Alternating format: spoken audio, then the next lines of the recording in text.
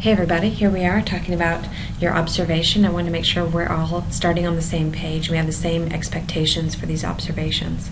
You're going to be going into a K through 12 classroom, any level you would like, and watching a certified teacher in action for a total of 10 hours. I would recommend a no less than 2-hour blocks at a time and no more than 6. I really wouldn't even go that high. I would say 4, because you've only got to do 10 hours, and I'd like you to at least space it out over 3 visits so you get a better idea of how people are in different days.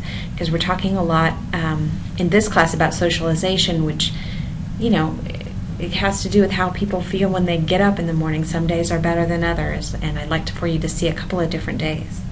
So please make sure you're on time and you go at the appointed times that you've coordinated with your teacher.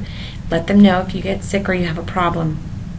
It's not the end of the world if you miss it, just make it up, but it's important to communicate.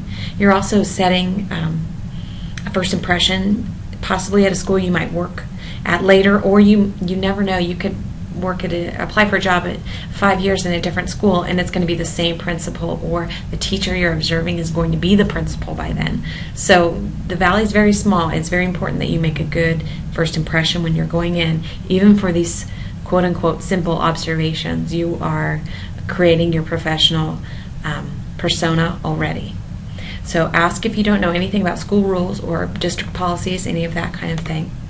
On dress, I would overdress just to be safe. Business casual is what I recommend, so dress pants, button-up shirt, or a nice shirt, no tennis shoes, no flip-flops, no open-toed stuff. So I would go conservative, especially the first time until you get a feel for what the class is like. Once you meet your teacher, you can ask her if you're observing on a Friday, is it a different dress, or is there a spirit day for sporting events and things like that. And if they have a Bronco day on Friday, I mean, by all means, dress in your finest Bronco t-shirt, because it's just cool to fit in and to be part of that community while you're there. Please be respectful of everyone. I'm sure that you will. And always maintain the utmost confidentiality regarding students and teachers. Never use student names in conversations, or in papers, always switch it out, use a different name. Don't observe family or friends. I've allowed that in the past, and it just doesn't give you an authentic experience, and I want you to see something new and different. I would suggest selecting a school where you hope to work so you can get an idea about it. One teacher for the 10 hours, please, and make sure you schedule around scoring days.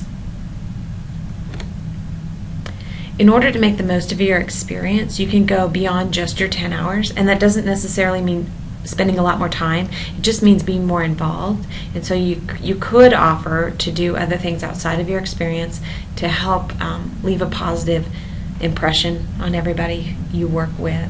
But the more involved you get during your field experience, the more rewarding it is for you, and that is based on past student experience. Some examples of things you can do are participate in fundraising, which may not take a lot of extra time, but I always keep a box of those soup labels and box tops, and if I go to a school, I always give them to the school when I'm there. So there's a simple thing that I do that it's easy, and it leaves a positive impression.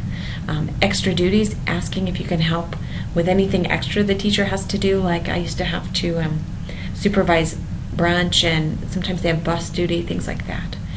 Participating in school spirit also is great. Attending sports or academic events, it pays twofold. Students love to see you when they're doing something special, so I would highly recommend doing that if you can fit it in. And then just being aware and being aware of what's going on, offering to help, that kind of thing. All right, that's the end. I hope this was helpful, and I'm really excited about getting you out there and having you see what it's really like to be a teacher.